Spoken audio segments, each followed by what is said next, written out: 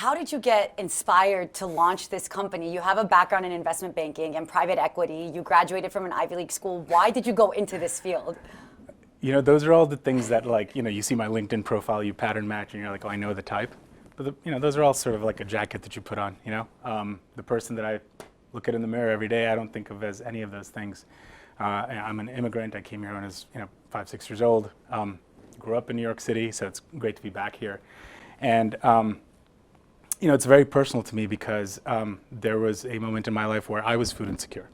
And you wouldn't think at the places where I've worked, you would think like, oh, wow, global investment banks, like how did you go hungry?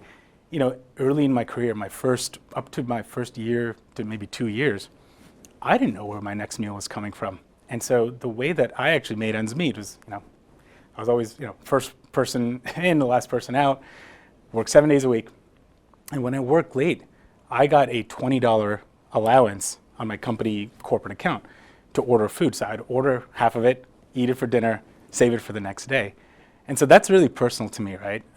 And so today I get a lot of satisfaction knowing that somebody out there who's probably going through what I probably went through back then is now using the Sharebite platform to not only order their own meal, but every transaction made on the Sharebite platform, because we're mission driven, results in one meal that goes to somebody facing hunger in local communities, and that we accomplish that through a financial contribution to Feeding America and City Harvest, which is local in New York City.